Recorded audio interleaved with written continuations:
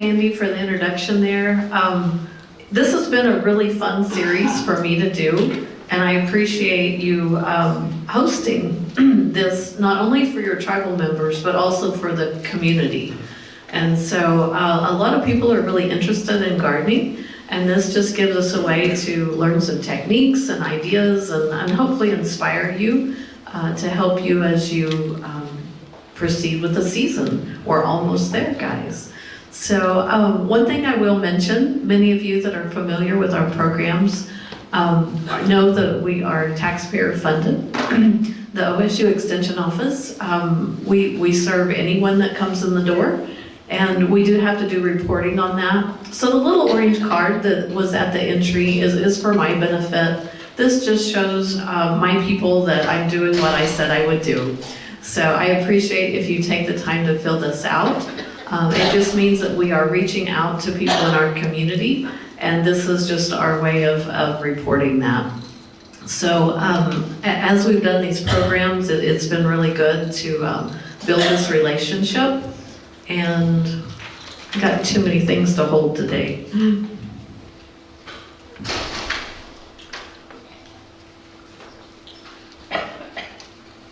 This clicker's backwards from some, so just a second, I'll get it figured out. So I do work at the OSU County, Potawatomi County Extension Office, and I see a lot of familiar faces here. Some from the tribal programs, and then I see some master gardeners here today too. So hopefully we'll be able to inspire you and help you get some ideas.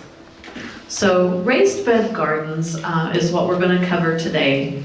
And so they are a really good way for us to do gardening on a smaller scale. There's a lot of reasons that we might do raised beds. We might have limited space. You may not have acres and acres to, consider doing an in-ground garden. Usually when we do a raised bed garden, we're intensively using that space.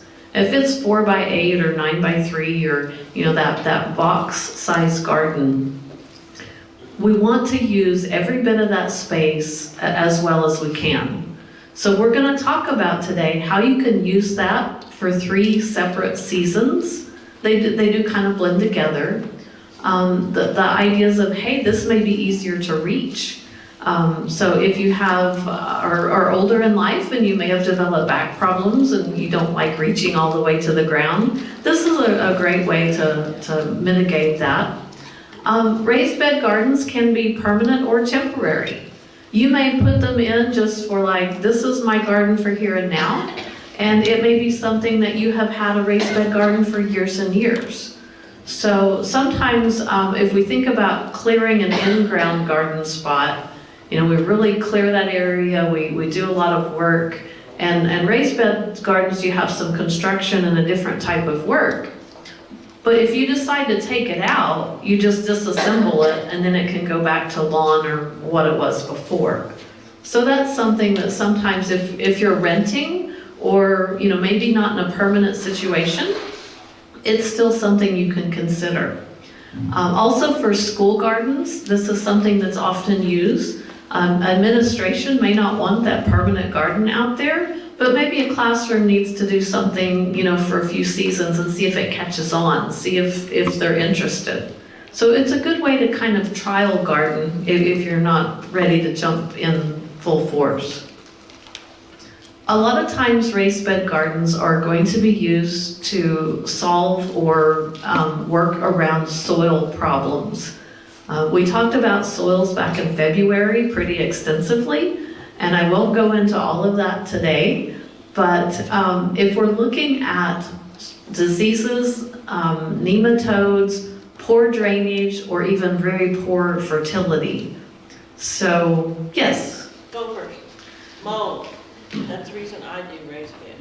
That's another one. So there are some things when we talk about construction in a little bit, if I forget, I'll go ahead and mention it now. If you do have a terrible time with moles or gophers when you build that raised bed, put a cattle panel or expanded metal or some type of chicken wire in the bottom of that bed, and it'll keep the gophers from burrowing up. So when we talk about layering and building our bed in a little bit, I don't have that on my slide, but I'll add it when I get back to the office. So drainage problems for a lot of us, if you have that heavy Pottawatomie County red clay, you know, in some areas you can do a raised bed and you get to choose the soil that's going in there.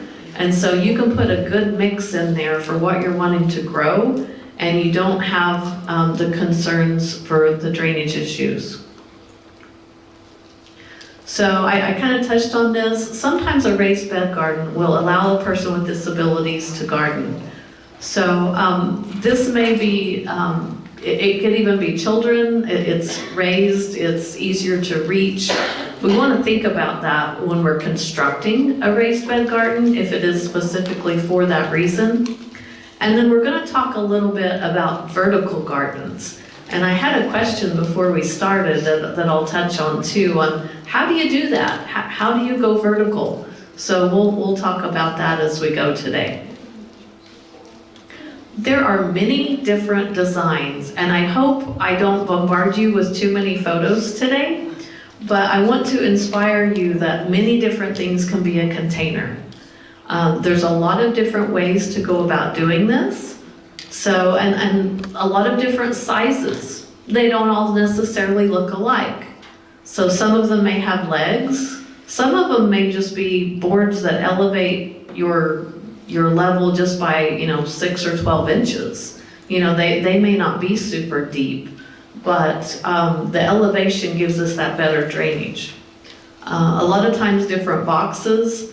I've even seen people use old furniture. If you auction or go to garage sales and you find that dresser for $5, you know, or they just want it hauled away. If it's made of very solid wood, you can drill holes in the bottoms of the drawers and use the drawers for garden boxes. And if you think about a dresser that would be sitting this way, you pull the drawers out, you lay it on its side, and you can actually use the dresser frame itself for raised beds. So if you like to recycle and upcycle, they can be painted really cute. You know, you don't sort of like, well, what are they doing with their dresser, you know? You can kind of disguise that. Once it's planted, you really would never know. So you can see in this picture, there are some trellises. So we'll talk more about being able to go vertical with these gardens. Here are some that are using a barrel that has been framed in a wooden cradle.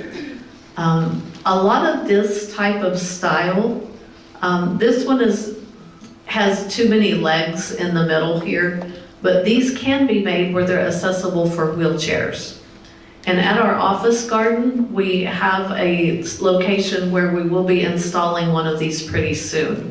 A couple of the men are working to build one of these where you can come and see what that would look like, but we've put in some pavers, and then this will go on top of that where a wheelchair could come off the parking lot and go to the garden area and to be able to access, to be able to garden from a wheelchair level. With this thought, it's very important we consider the height and the measurements required for access. So that's something you would have to put a little more thought into. A raised bed garden doesn't necessarily have to have sides. Sometimes you can do a raised bed garden simply by burning up the soil. So by doing this, a lot of times potatoes are planted this way, in a furrow, or they will hill up the soil. So even this without sides is considered a raised bed. A lot of times when they grow strawberries commercially, they have a machine that will build a bed similar to this. And, oops, wrong button. Wrong way, sorry guys.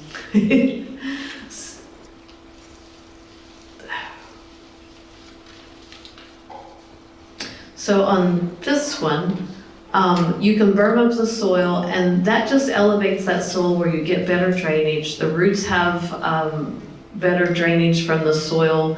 And so sometimes this is done in field work, but with strawberries, there's a machine that will make a bed, and they use the plastic and lay it, the plastic mulch, and build the bed. There's this really cool machine that does it all at once. It lays the irrigation pipe, it builds the raised bed, and lays the plastic. So commercially, they just pull this behind the tractor, and then they come in and plant. It's really cool. But that is one method. So over here, we have one that has the timbers. Landscape timbers were used for years for this, but the price of lumber now, that makes it a little harder to be able to afford to do these. So we're gonna look at some other options too. So it may or may not have sides. So this one, they're actually using some tires, stacks of tires, which would be holding the bulk of the soil. Then they edge this with some corrugated tin, and then the boards are actually just decorative. So you can use a stack of tires for tomatoes or even potatoes and different things like that. So that's something, these are some that Steve Upson was doing on the Oklahoma gardening set for some examples. But we can consider a simple mound with no berm, like we just talked about. They can be made of wood, but with lumber prices, over the last few years, lumber prices have just gotten really high. Unless you're recycling, that may be another option. Sometimes metal is used, old barn tin or new, concrete blocks, tires. If you are using wood, things like cedar or redwood are going to be woods that will last longer. You go to all the effort to build one of these, and if it deteriorates in just a couple, 2-3 years, then you have to start over with that construction. So think about, if it is a temporary one, okay, you might not want something that's going to last forever. But if you're building it to last long term, the materials that you use need to be some that are going to withstand the weather. And also, because we are watering this, the more wood is in contact with a wet surface, then it's going to deteriorate faster. These are some that we built last year. I say we very loosely. We had, this gentleman was a former master gardener, and one of his friends with construction experience, they saved the day on this one, because I am not a mason by any means, I'm a gardener. So we had a grant that we were able to build these for the community market site. And so even when we started with this, we were going to do 4 large raised beds. The price of the concrete blocks went up from the time we did the grant application until the building time. And we had to downscale it to 2 beds, the size we were anticipating, and then this little square one in the middle. But one thing on this one, we used a capstone to make the top surface of this flat. And that's really nice, because if you're wanting to sit on the edge of the bed while you're working, you can sit and work, and so that makes it kind of comfortable. On the one in the middle, we didn't use the capstones. You can actually fill those concrete blocks with soil, and you can plant things that don't get real large, like herbs or some pollinator plants. Marigolds, some flowers can go in that space. So right in here, where the holes in the concrete blocks are, then that's another option for additional planting space. I have another picture of that here in just a little bit. I did have just a handful of handouts on this one. I didn't print a bunch because it's one that not everybody is interested in. But I have one more copy here, and the number on it is HLA 6501. If you're interested, write that number down. And hugelkultur is a really funny term. This is for a certain type of raised bed. It comes from the German culture. So a lot of cultures will use raised bed gardenings. This is a link to the fact sheet, so it's in your handout as well. So hugelkultur is where you layer materials, and so you dig a trench or an area, and then you can put logs, brush and branches, and then a layer of grass clippings or bark mulch, all of these things. If you have a spot where you're doing some cleanup, you need a place for this brush and these, limbs and things to go. So these can be done, and then you top it with soil and compost. Over time, as all this breaks down, then it's kind of like composting it in place. So this would be looking at it from the cross section. So it would be in the fact sheet, it shows what that looks like, and you can make these any shape basically. So it kind of makes a berm. So you would dig a long trench or whatever shape that you wanted. Some of these are curved and some of these can be very decorative. So if you're reclaiming a location that has a lot of trees or brush, you can come in and dig this trench and use this, and it can actually help with water control. If you had a very steep slope and you're needing to kind of slow water runoff down, if you do this across that slope, then you slow the water down and the logs help keep it from washing out. It's kind of hard to explain a little bit, but if you're interested, let me know and I can go over that with you more. But at my house, I had a pine tree that I lost in December. So my brother came and cut down the tree, and he was like, "I'll haul this off for you, sis." I was like, "Wait, you have pine trees at your house, right?" And he's like, "Yeah." And it was like, "You can't take this wood home." I had a bunch of borers and beetles, and that's why I lost my tree. And I didn't want to contaminate his property with the bugs and critters from my house. So this is kind of a reverse of this plan, but we took the larger branches and the trunk, the larger pieces, made the outline of a raised bed for me. And then as I've done other cleanup, I put smaller branches and leaves. At this point, I don't have the layer of soil on the top. But how many of you have watched a brush pile and over time it just kind of shrinks and breaks down? So this is kind of an organized brush pile, kind of. But I've put a lot of leaves in there and a lot of plant material, my old tomato vines. So at this point, I've put a little bit of topsoil over the top. I forgot to take another picture. But over time, in place, this is just going to break down and that will kind of compost. And in a couple of years, I'll be able to add more topsoil and then be able to plant this area. So instead of burning it or hauling it off, this was just another option for disposing of my plant material, but doing something positive with that. So when we talk about our raised beds, we want them to be big enough to support mature plants. So the size of these, it kind of depends on what you're wanting to grow, or if you have a raised bed, you have to pick varieties that'll work really good with the space that you have.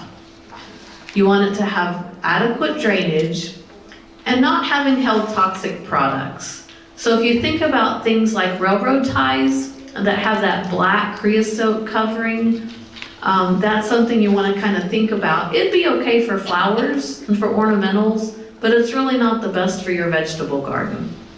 So if we're going to be eating things, you want to think about that. So on site prep, ideally, you don't want to just put this on top of the grass. And even that raised bed that I just showed you out of the logs, when we got ready to do that, I didn't know my brother was coming that day, and I didn't have much notice to get my plan together. But I did have some cardboard. So before we stacked that wood up, I put layers of cardboard down over the grass so that the grass wouldn't grow up through that so much. So we want to think about, if you have a Bermuda grass lawn area and you're going to put a raised bed, you need to do something with that Bermuda grass before you plant. You can dig it out. You can use an herbicide to kill it.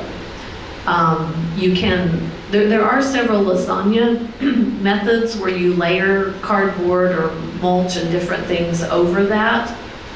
A lot of the grasses are going to have sunlight to keep growing. So you want to think about, how you're going to get rid of that grass before you start. Excuse me for just a minute here.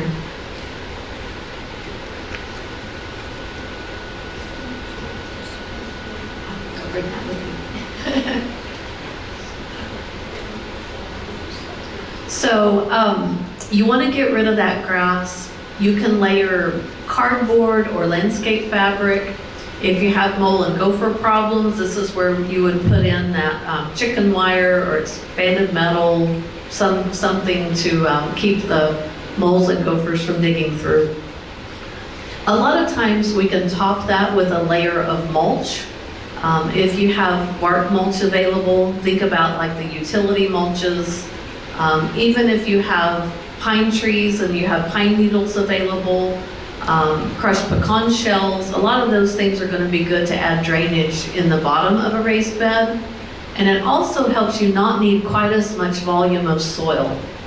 Over time, that bark mulch will break down and turn into soil, but the expense, if you're purchasing soil, then it helps with the expense. You can kind of help with the cost on that. So, and you don't want to do too much. It depends on how deep your raised bed is. But you can usually come in, it might be just a 2 or 3 inch layer, or if you have a really tall raised bed, you could go 10 or 12 inches of mulch in the bottom of that. So in a larger area, that can save a lot of money on soil. So filling it with soil, okay, we've talked about soil in another class. But when we think about that, when we're doing a raised bed, you can fill that with potting mix, bagged soils. That can get pretty expensive.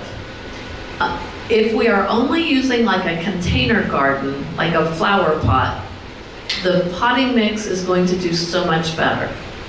But when we start talking about larger for a raised bed garden, depending on the size, it can contain field soil or topsoil. And so if you go to the store to purchase a potting soil, some of them are going to say potting soil and others are going to say garden soil. The garden soil usually contains topsoil and it's a lot heavier.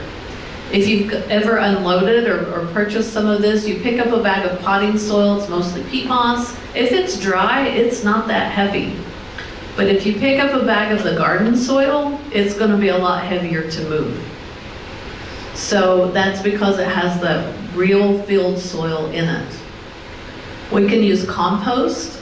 Some of the bagged mixes, or you can purchase like mushroom compost and things like Back to Earth, Back to Nature, and these are a composted product that can be used. Things like peat moss, if you are using regular field soil or topsoil, you may need to lighten that a little bit, and one way to do that is to add peat moss. I already mentioned the bark mulch. Depending on the mix that you pick, you can use some bark mulch mixed with your potting soil or to have a layer of it in the bottom. You do want to have a plan or recipe. Some of the topsoil that is available here commercially, when you go buy bulk soil, some of it, just from doing a lot of soil testing in the office, we tend to have a higher pH.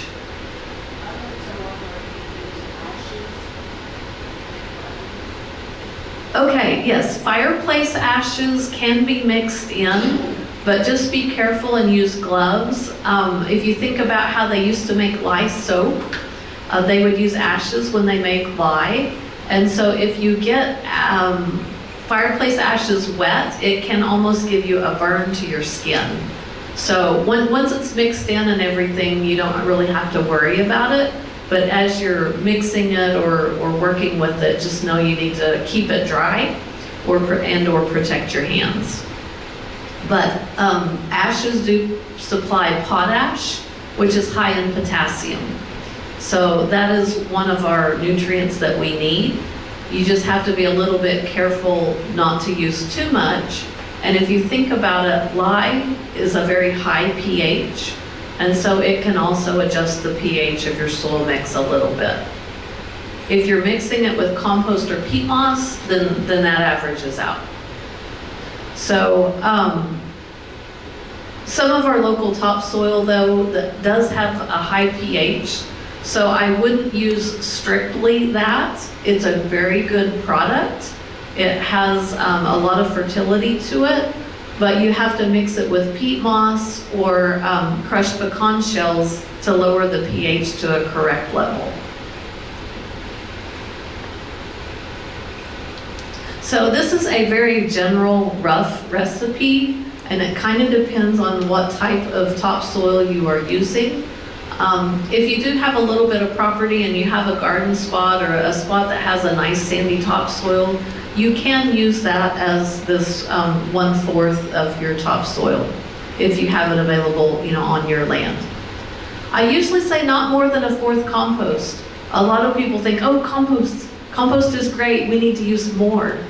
And we can actually get too high of a level of compost in our mixes sometimes, and it puts our fertility so high that we get tons of leafy growth, and we don't get as much vegetable production.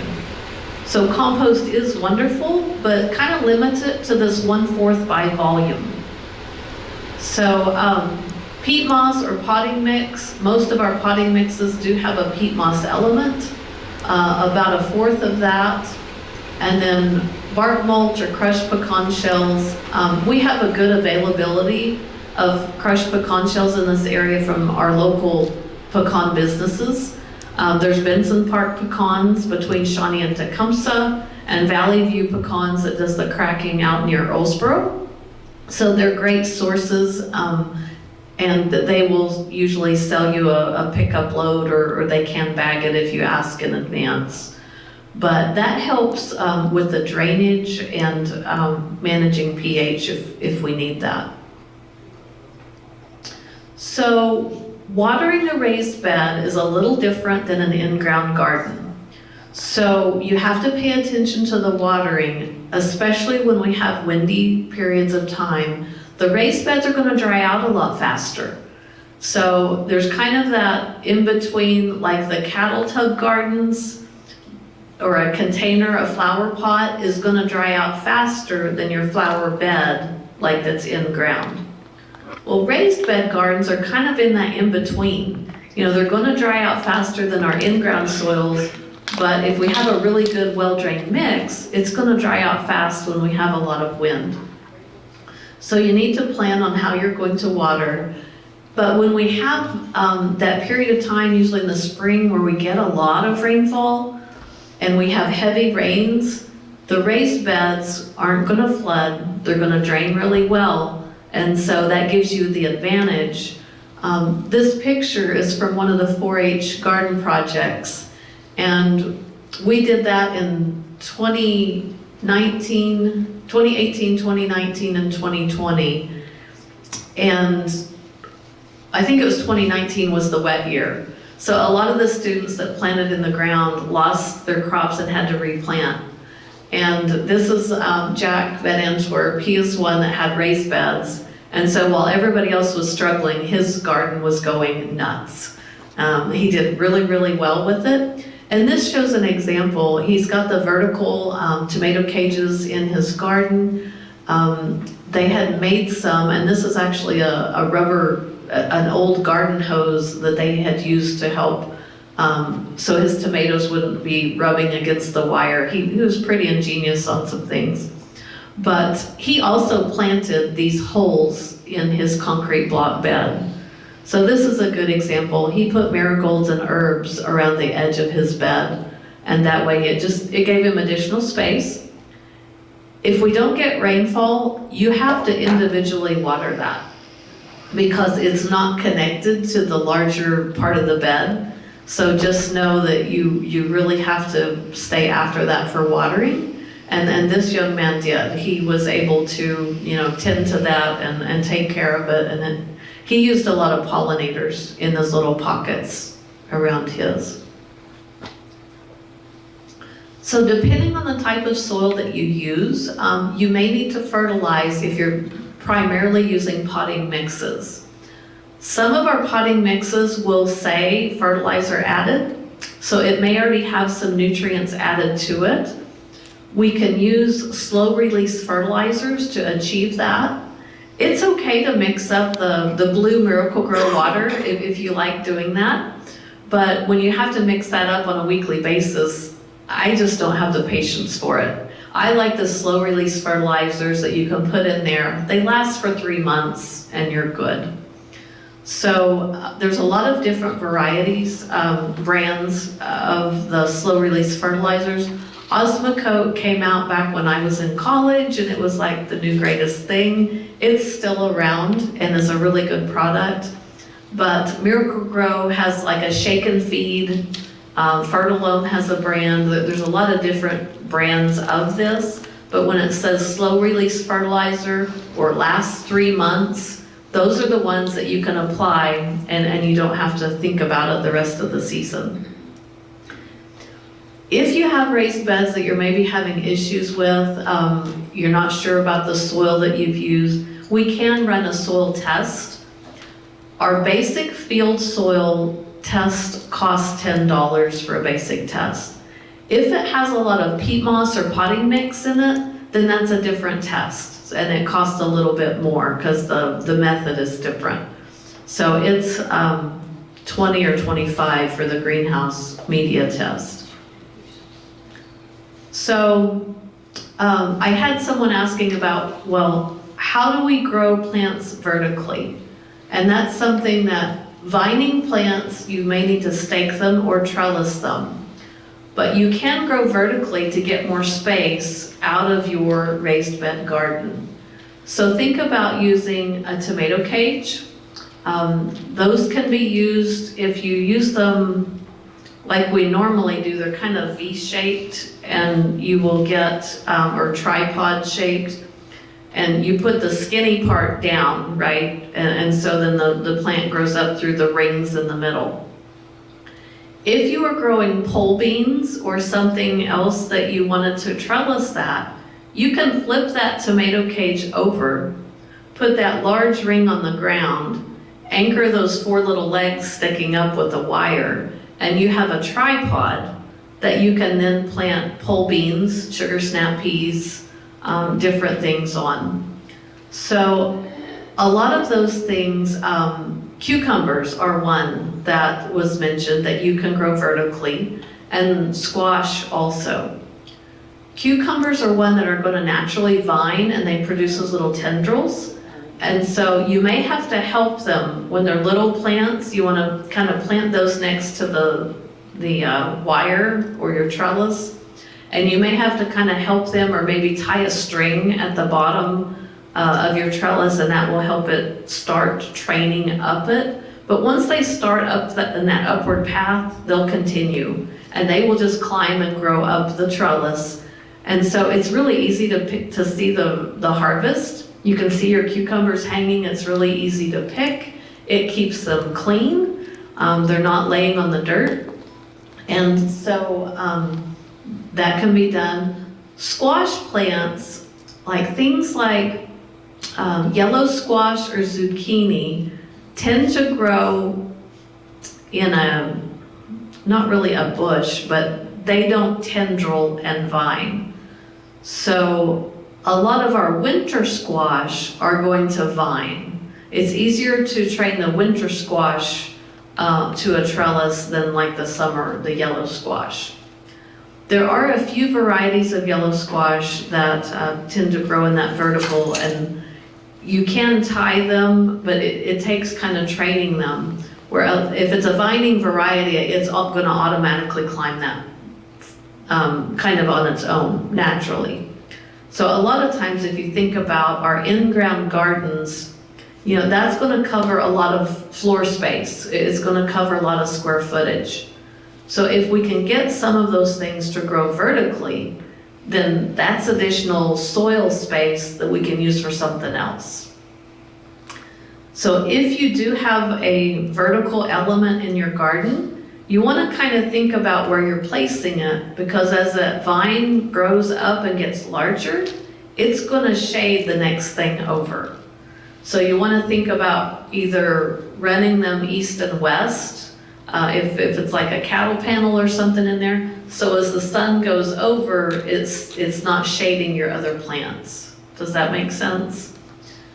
If you had something that you were wanting to shade, you know, you could put the trellis on the west side and then it would shade, you know, things later in the season. So we kind of have to think about where we're placing those, but when we grow vertically, it can really save a lot of space and we can utilize that more. With a raised bed, there are certain varieties that are going to do better. We'll talk about that more in just a minute. But if you select varieties that are going to be more compact, then you can get more in your space also. So growing vertically or selecting bush type or maybe compact plants are also going to help you use that space better. So we do have some varieties listed here. Patio tomatoes are going to be quite a bit smaller than some of your like Celebrity or Super Fantastic or some of those really large vines. Here's a list here of a lot of these. Tiny Tim, that's one that's even small enough you can grow in a hanging basket. So Better Bush is one that's not on this list. Peppers and tomatoes both are doing a lot of breeding on these to get smaller scale plants. And so just be sure to watch for that. Eggplant is one that some people really like that one and other people are like, no thanks. But there are compact varieties of that one. On the squash as well, that is a very popular crop for us here in Oklahoma. So look for varieties that are going to be more compact if you have limited space. Green beans, again, we can grow those bush type that are going to stay lower. We can also consider growing pole beans. That way they're growing up vertically and that gives us space to grow something else. Parsley is one we could put in those little pockets, you know, in those smaller spaces if you were doing concrete blocks. Cucumbers are easy to grow up a trellis. Broccoli and cabbage, Swiss chard, these are things that are going to be in that early season. And so it's going to take up space in the early season, but once you harvest, then that creates space that you can plant something else later in the year. So that's something to consider as well. So if you have space, and I would encourage you to plant something blooming besides the vegetables in or near your raised bed. This could be by using patio pots if you really don't want to use your raised bed for the blooming plants. But I like to tell people, when you go and buy your vegetable garden seed, buy at least one packet of something blooming. There's quite a few things that are really easy to grow. The class last month was on pollinators and everything, and I wasn't able to be here last time. But I hope you enjoyed the video. But just by planting a few seeds, zinnias, sunflowers, cosmos, annual lantana, all of these are going to bring those pollinators into your garden. And those are going to be like our bees and butterflies that help pollinate our vegetable crops, and that they will help us be successful. Does anybody have questions on pollinators?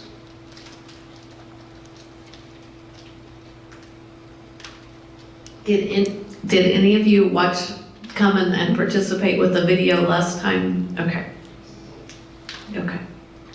If you have questions on that later, just let me know. So we're going to move on to some examples to think about.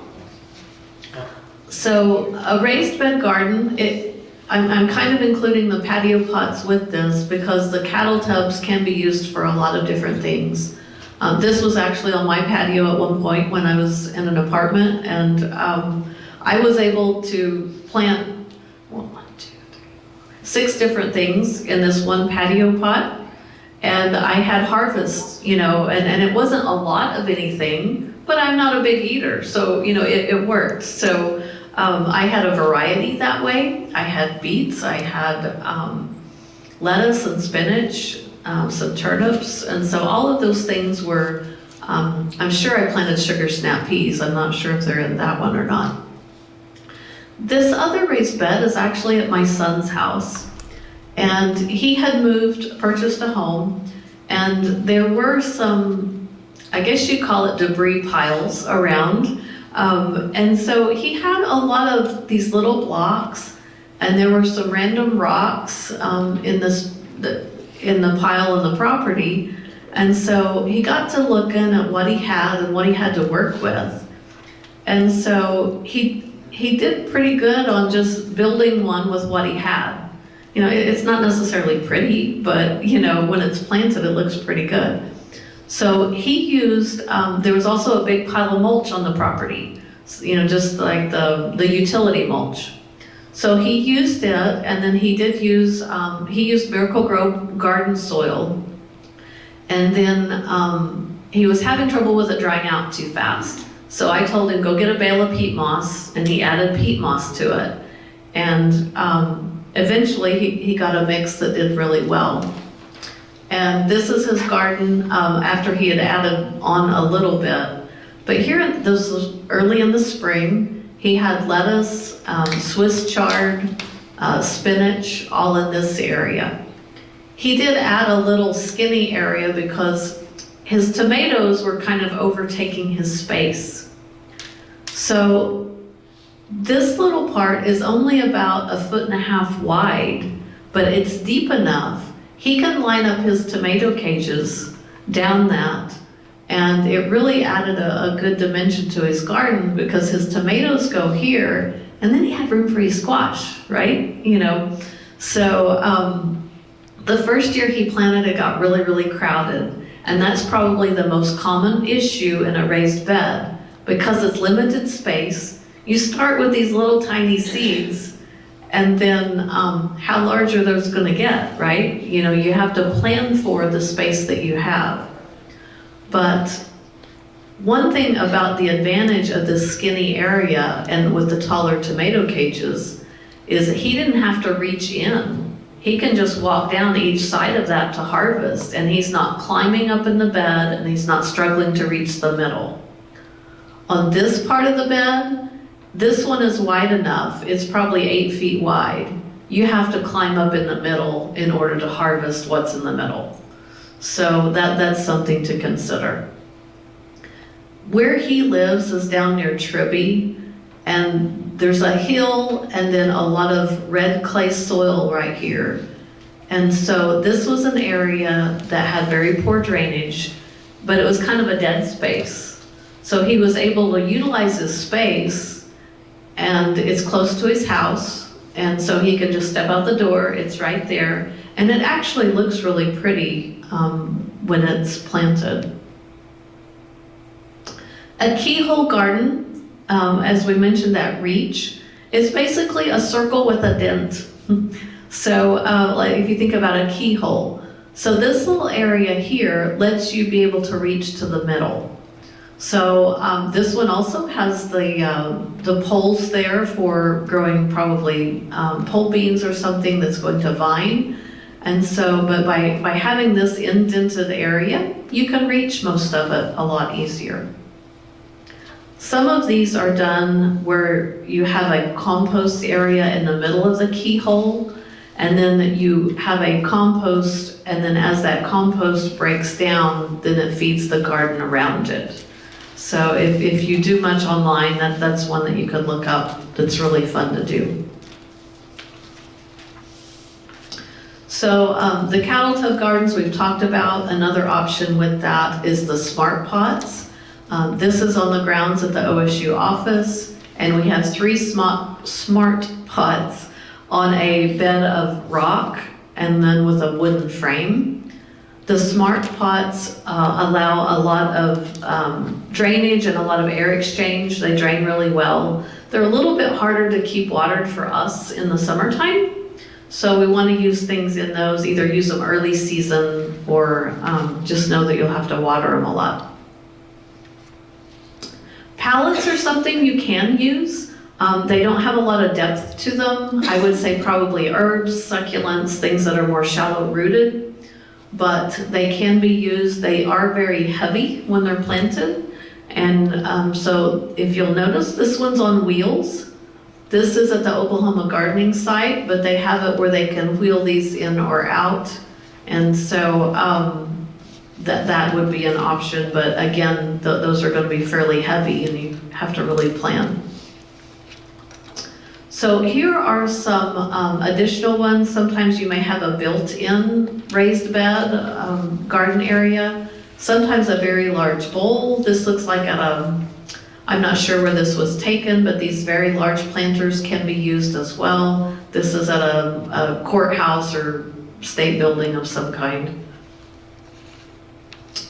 Again, these are showing flowers, but we can use a lot of statuary, really large containers that can become a raised bed, basically. Or they could be smaller containers. So I know a lot of these are not vegetables, but just to kind of give you some inspiration, sometimes people will have had a large fountain and they're like, I don't want a fountain anymore. Well, you can fill it with soil and plant it, provided it has drainage. Now these are going back to vegetables a little bit more. So sometimes people may have a cattle trough or a watering trough here, and these come in all different sizes, but once they get holes in them, you can't use them for the livestock anymore. So a lot of people will say, oh hey, then that's the raised bed, right? So for vegetables, you do want to make sure that you have the drainage. This one, they've done a really nice bed of mulch so that they're not having to maintain that area around them either. They've also gone vertical with some cattle panels. And so that's another way to create one of these. And a lot of times these can be mixed in with other, you have a lot of options to mix and match. I did have a few copies of the straw bale gardening. There are several methods with that, but you can use, well, when this was developed, we were not in a drought. Right now, hay and straw are at a premium, so I wouldn't suggest this as being a low-cost option right now. But if you look back maybe 10 years ago, we weren't in that crunch. So hay and straw are fairly expensive right now. But you can use them either for the perimeter of your garden, or also you can actually use them for your garden bed itself. So there's a method to the madness, and a lot of these straw bale gardens have kind of a recipe to them. Some of them you take the bale, and like if you had old alfalfa, I'll use that for an example, a large bale of older alfalfa. Alfalfa is a legume, so it is going to provide nitrogen. So you would take your bale of alfalfa and you would use post hole diggers and make a hole in each end of the bale. So you want to make that hole about 2/3 the depth of the bale and then fill that with potting soil. So you've created a hole that's filled with soil in the center of each end of this bale. You have to water them a lot, because that bale is going to drain. It's not going to hold water, but as that bale breaks down, it provides nitrogen to the plants. I have tried this when my kids were teenagers, and I didn't keep it watered enough.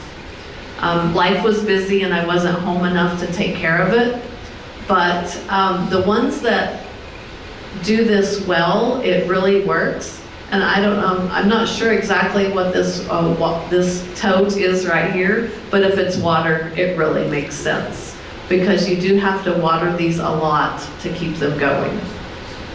It's really neat because you're recycling that. that nitrogen, and it works really well.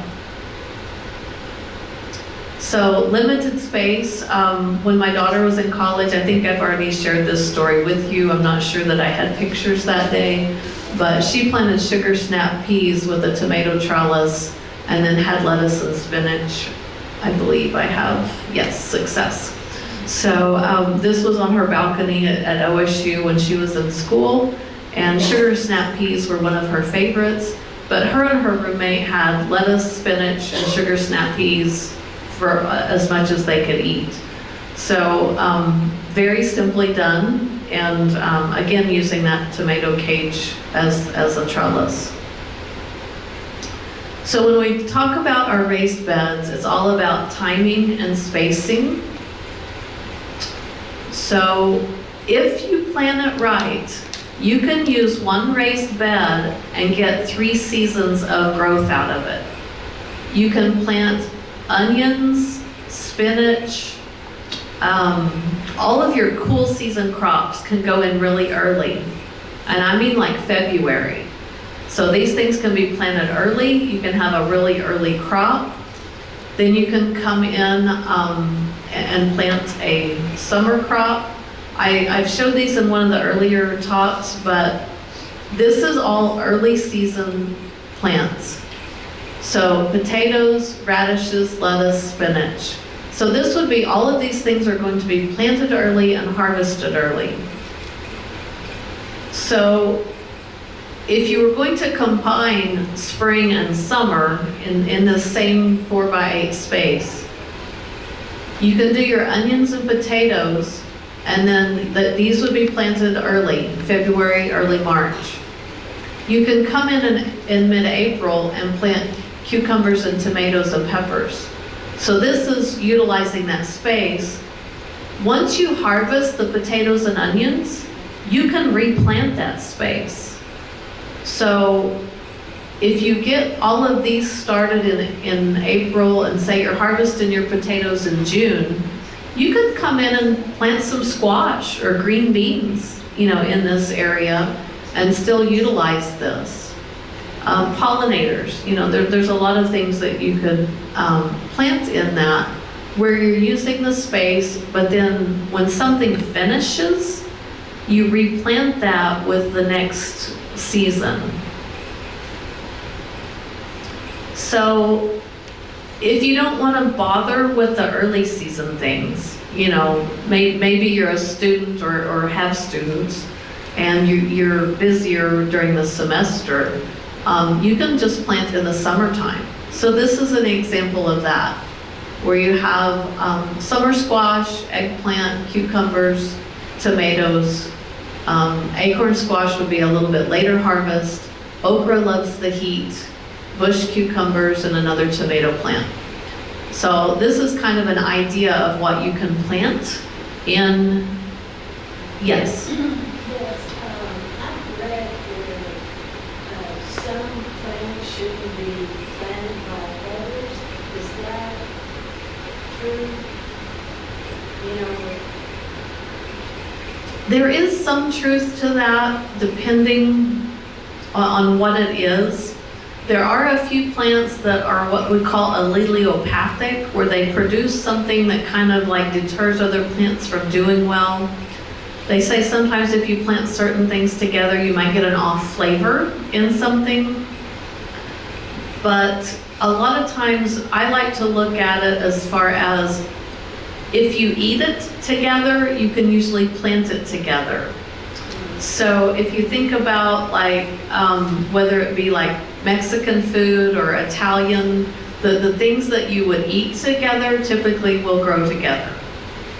So if that helps any or not, some people are very in tune to companion planting and planting things together. So an example of that would be the Three Sisters. So you plant your corn, your pole beans, and your squash. So the corn becomes the trellis, or the beans will grow up the squash. The beans are a legume, which provides nitrogen because the corn is a heavy feeder. The squash provides shade and a layer of cover and weed control. So if you plant, the three together, then you have things that work really well together. So all of those are also warm season, would grow in the same season, but there aren't very many things that just really won't grow together. The only example that I can think of offhand is like a black walnut tree. A lot of times you can't underplant a black walnut tree because there's a chemical that the roots produce and things won't grow under it. That's kind of an extreme case, but most of our vegetables and herbs are friends. they do pretty well. I just happened to think on the corn, you know, you can put different kinds of corn together, but you're still gonna have maybe some cross pollination. But popcorn, you sure you've got it? If you're one of few stocks to get a little bit for your family, something that you want to grow, a variety of green or whatever, be sure you've got it quite a ways away from the regular corn. That's a good point, Rose. Things that will cross-pollinate, if you're trying to isolate, if you're wanting to save seeds, it's important to keep that pure.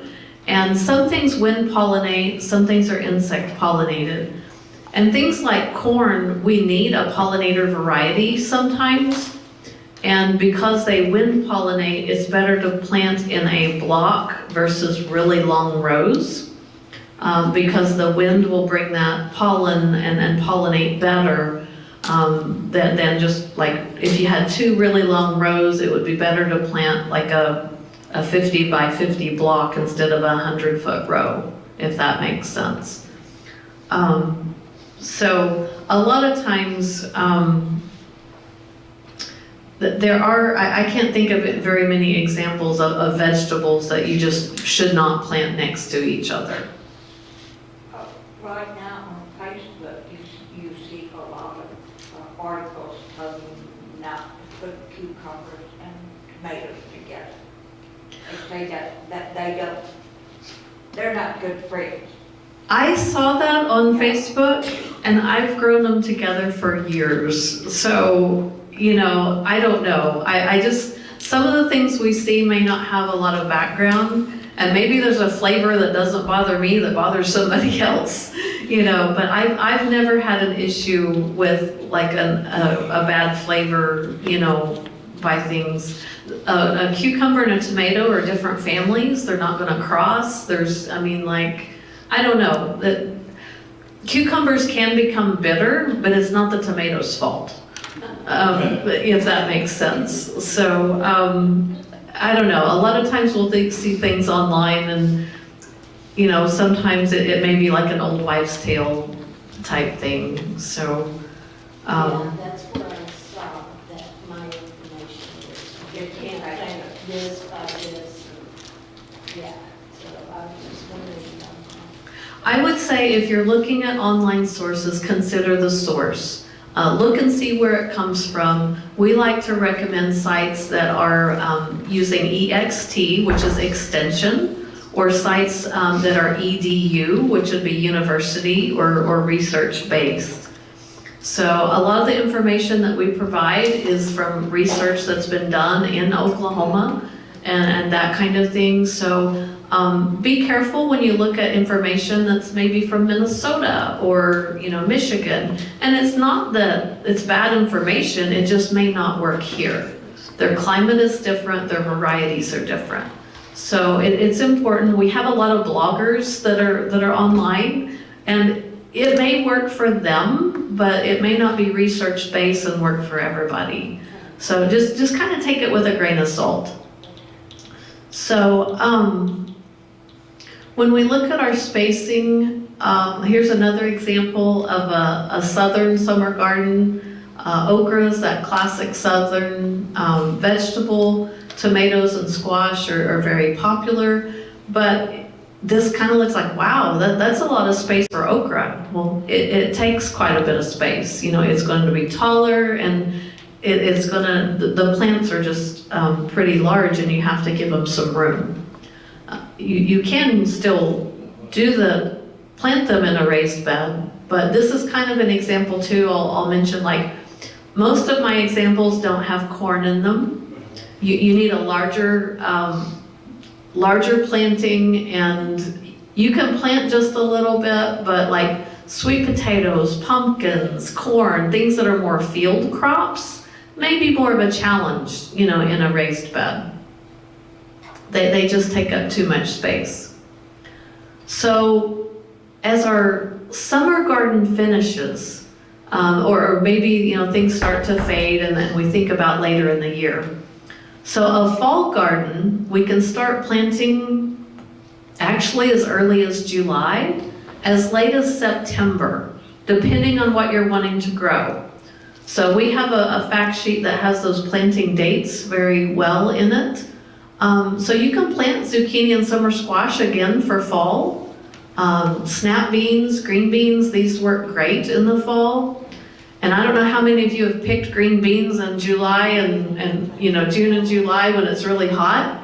If you're picking them in September, you're a happy camper because it's so much cooler. You can sit on the porch and snap them and you're not sweating so bad. So fall gardens are really nice. Sometimes the trick is getting them to grow because you're planting them when it's still hot. If you can get them planted and up, then you have a much nicer harvest when it comes time. So we mentioned the what goes together. A salsa garden, if you think about the things that we would put in salsa, we have a section of herbs. We've got tomatoes and peppers. And then onions would be the only thing in this that we would have to plant early. But the rest of this is going to be later in the season. So learning how to space things. This is probably one of the biggest challenges. In a raised bed, we can manage it a little bit differently, and we can crowd things just a hair, but you don't want to overplant to the point that the plants don't perform well. So if you think about 1 square foot, so that would be a broccoli, a cabbage, 1 pepper. Tomatoes need at least the 1 square foot, if not 2 square feet. So they're gonna take up a little more space. We look at things like lettuce and Swiss chard, marigolds. You can put 4 per square feet. Bush beans, you can get 9, spinach and beets 9. Things like carrots, radishes, and onions, that is 16 per square foot. So you can really kind of get a lot out of your space. If you need this little chart, you can look it up online as square foot gardening, or I have some copies at my office. If you email me, I'll be glad to send you this as well. So one thing with our raised beds is we can extend the season sometimes. If you plant early, does anybody have their tomato plants planted? So tonight, tomorrow night, Sunday, or like over the weekend, they're actually said this morning we may get a frost over the weekend. So may not be here, it may be like El Reno, they always get cold. It may be up north. There's certain spots where, if it's low-lying area, know that the cold is going to settle in those low areas. So if you live in a valley, you're going to be more at risk. But we've had beautiful weather, and we may have a frost this weekend. So would that be the last frost, or we're still?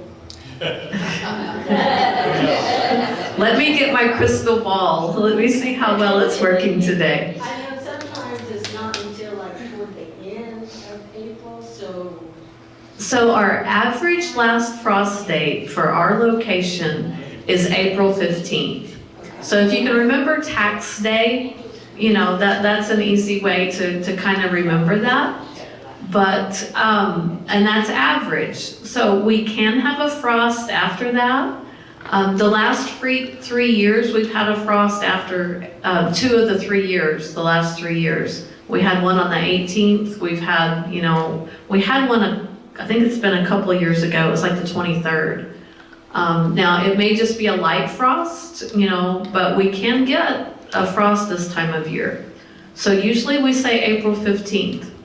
You can fudge that if you have a way to cover them and protect them a little bit.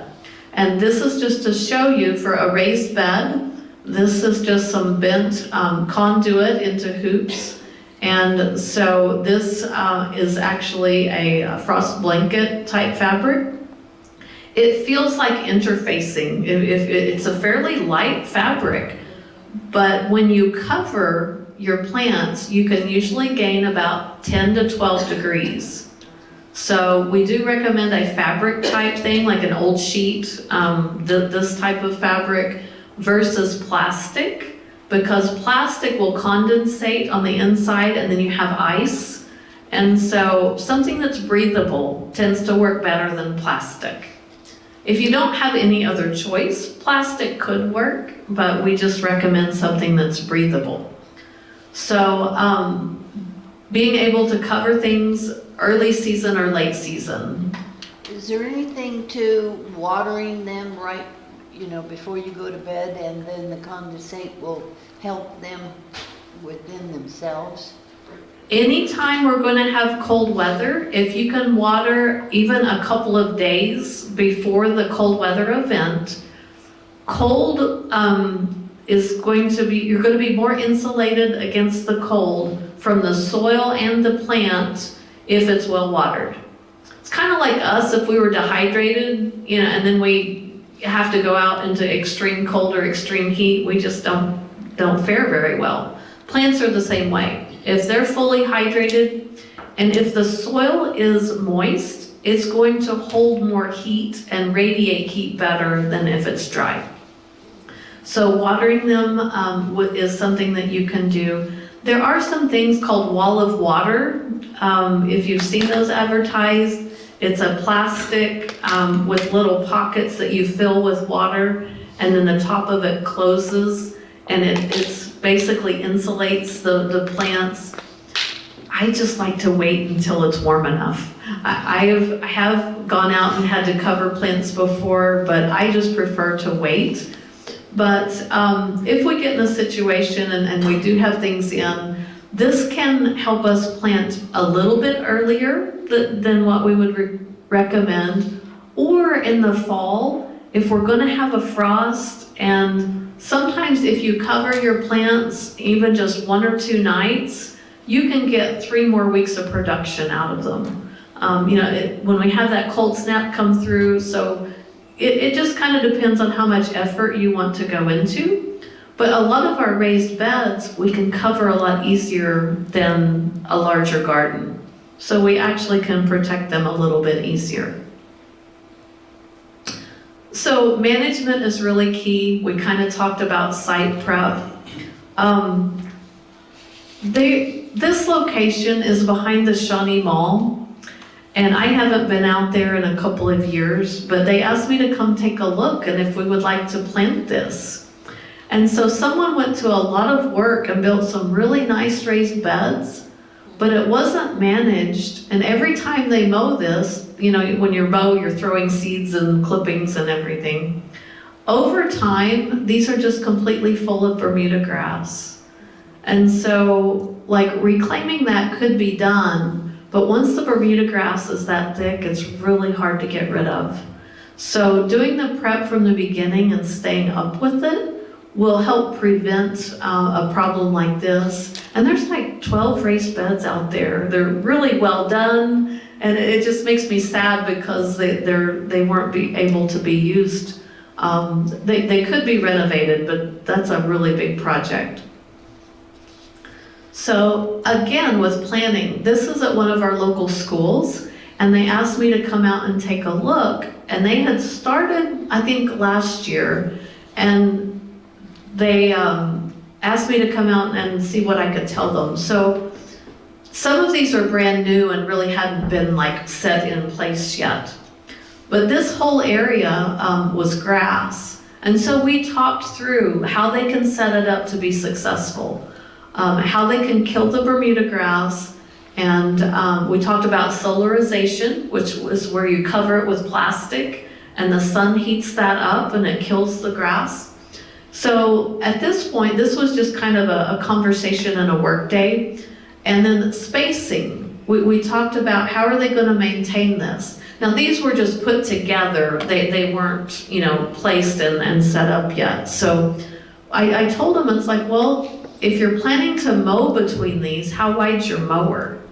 You know, if you're going to have multiple raised beds, you want to think about being able to do the maintenance in between them.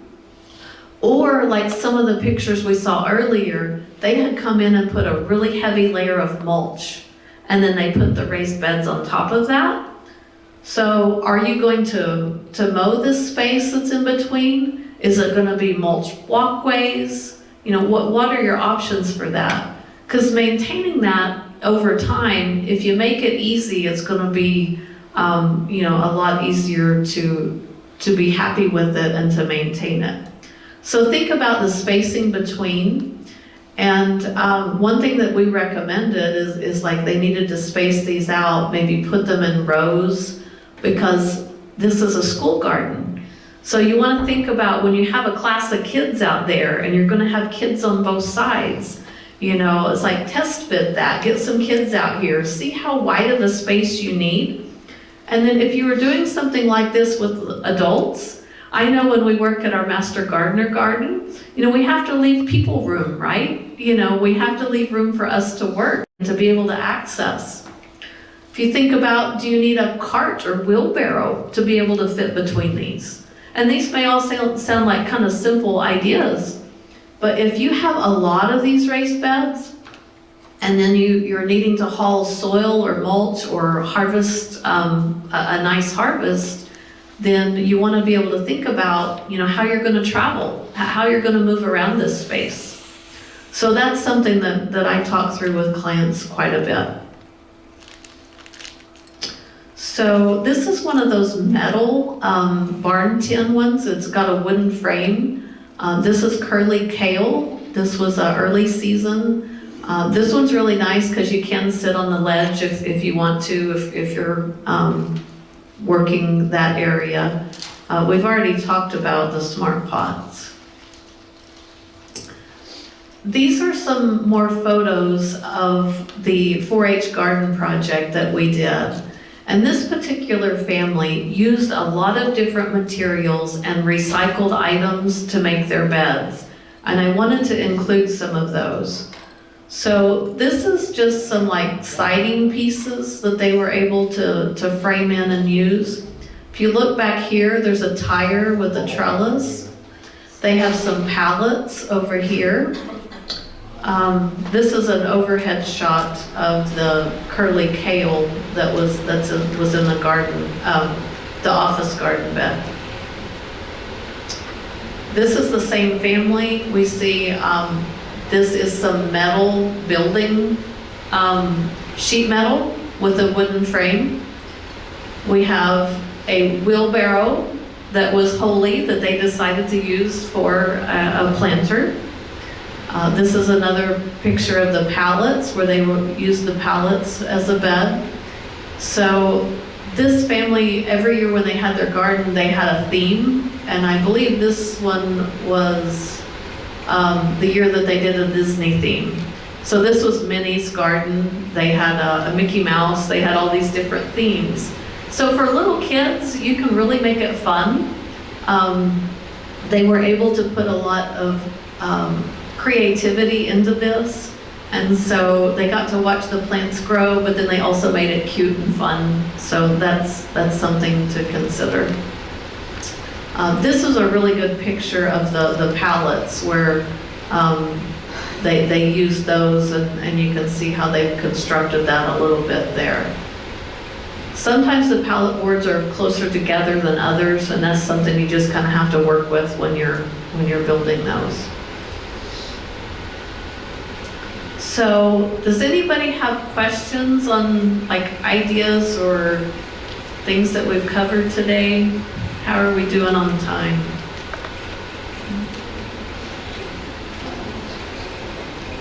We still got, we're good. So, you can think on that for a minute, if you think of something. If you're wanting more inspiration for raised bed gardening, Oklahoma Gardening is on TV on Channel 13 on the weekends, and 11 o'clock on Saturday, 3 o'clock on Sunday. But know that they have a YouTube channel, and anything that's ever been on Oklahoma Gardening is archived. So you can go on their YouTube channel and you can search any topic. You can put in raised beds, and they've done a lot of them.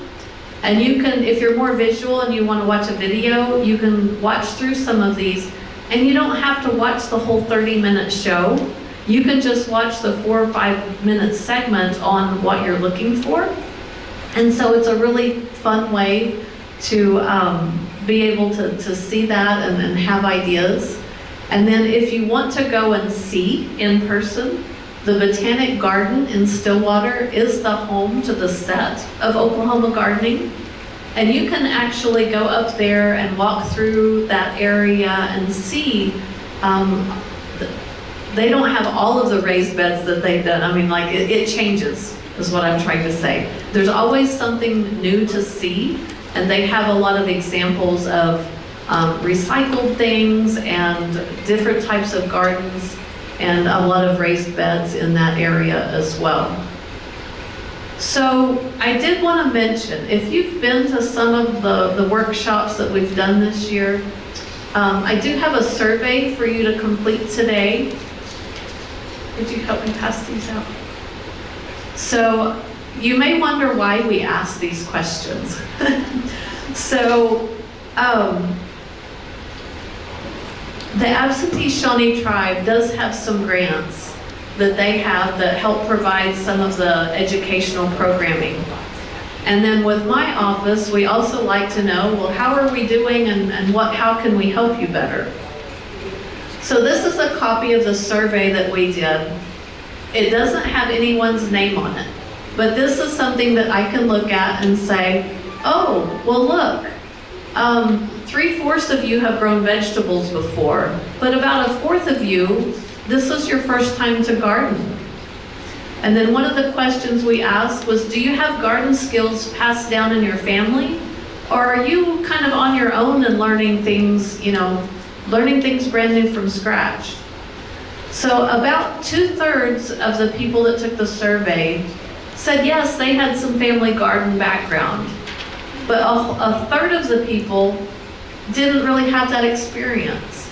And so that's one reason why the tribe is wanting to do these programs, is to help you be able to pick up where you are and learn new things and to be able to garden. One thing on this one also was, are you interested in heirloom seeds? And I would say more than 75% of you said yes. So not next month, but in June, we will be doing a seed saving program. So we'll be talking about how to go about saving seeds and how to do that. So when we ask you these questions, it's kind of to help us learn about you and what you're thinking, what you're doing, and how can we provide better classes to learn more from where you're at. So next month, we will be talking about fruit production. And so on some of the flyers, it's going to have my name on there because I've been working with Andy and Gabby on this. But I have a guest speaker coming next month. Her name is Becky Carroll, and she is a state specialist for fruit production for the state of Oklahoma with Extension. She is very down to earth and just loves what she does, and she has 30 years plus experience in her position. So she will be coming to share with us about fruit production, and so she has information on everything from strawberries, blueberries, to peach trees, apple trees, your tree production. So I'm looking forward to having her come. And so we will be doing that next month, and then seed saving in June. So, let's see here.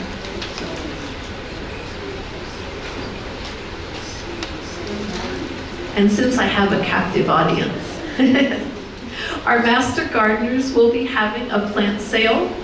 It's usually the Saturday of Mother's Day weekend. So there will be some vegetable plants at the sale. Some of our people will, the Master Gardeners grow the plants for the sale. And so we have a wide variety. Kind of think of it like a flea market or garage sale for plants. So many of our Master Gardeners grow some really neat things. We will have annuals, perennials, vegetables. It's kind of like whatever they chose to grow, and then we're going to pool all that together and have a fun day. So this will be at the OSU Extension office in the parking lot. And if you happen to do Facebook, where we've done this on Facebook, these are actually links, but that doesn't do a whole lot of good here. So the Master Gardeners have a Facebook page, the Multi-County Master Gardeners, and they're posting photos and plant lists, and so if you're looking for something in particular. But if you want to come out and take a tour of the gardens, you can shop if you like. The Master Gardeners will be there to visit with you, and just, it's a fun day. So we want to welcome you if you would like to come take part in that. It's just a fun time to get together and find some new plants to take home. So this is my contact information. If you ever have any questions, feel free to flag me down, call me, email, and I'll be glad to help you with your gardens. I did get to go out to one of your members' gardens in Newalla the other day, and he's got a really nice garden spot. It's one of the elders for the tribe, and it was really nice to visit with him about his garden. So sometimes if there's something you're having problems with, I do site visits too. I have to schedule those depending on where I am and what I'm doing at the time, but I will be glad to help you with your gardens if you have questions. So, does anybody have any questions today? Okay. Oh, Yes. Is there like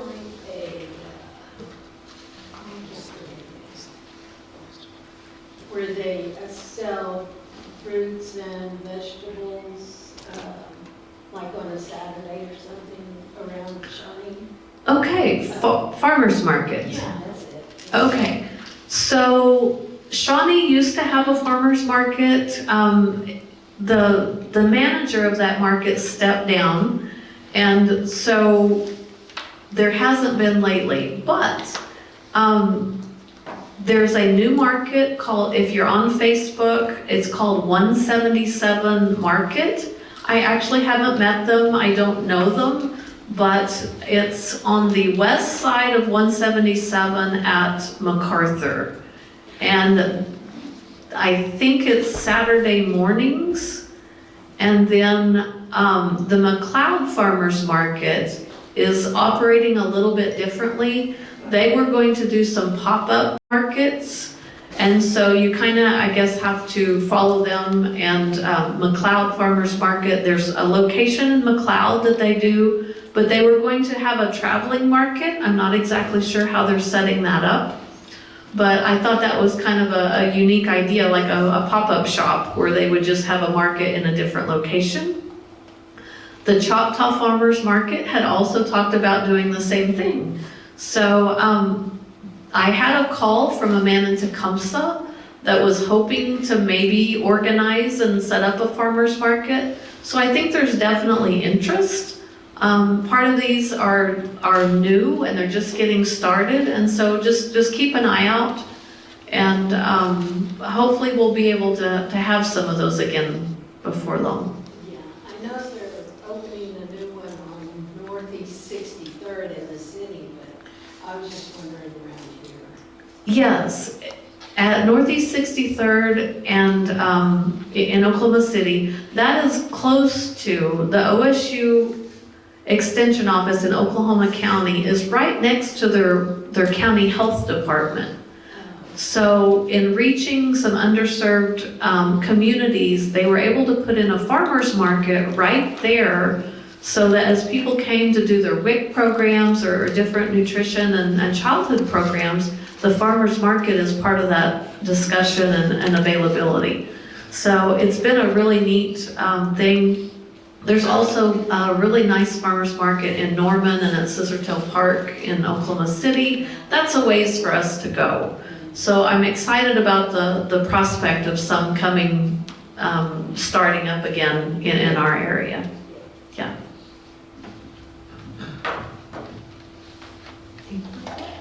Turn it back over. You've answered all my questions. Well, folks, if you give her applause and thank you to Carla again for coming over and educating us even more for another month. Like she was saying, next month, May 12th, fruit production. Same place, same time here. For some of us, it may be a conflicting time. Because back in November when Carla and us were planning these classes, I wasn't thinking as far as May, but some of us may be at ceremonies. Okay. But things will, I'll get with you and see what you say. Okay. But we'll just keep it at this date for now, and then as things come about, then we'll take it from there. But right now, as of today, May 12th is our next class here. You're all invited to come back and listen to Miss Carla and her guest speaker on that day. Like I said, we have fruit production for May, seed preservation for June. And that will be the end conclusion of our class session, because June into July will be harvesting. Hopefully we'll all be harvesting something. So, Sonia caught me this week, and she was on your schedule for like canning and preservation and things. I think you and her may want to visit on the next one. okay. Yeah, because part of our outreach later on after June will be cooking classes, you know, preservation, whether it's canning, whether it's vacuum sealing, zip, or what do you call them, freezer bags. Because I'm always telling everybody, we go through the land preparation, we go through the maintenance, or the seed, or we're planting this maintenance. We get to the harvest. We harvest, we can't eat all our harvest at one setting. So preservation, food preservation is part of, every bit a part of what we're trying to teach and educate. So, and then once we get those lined out, we'll get a schedule out to invite y'all to those type of classroom settings too. So, I thank y'all for coming out this morning, being with us. Like I said,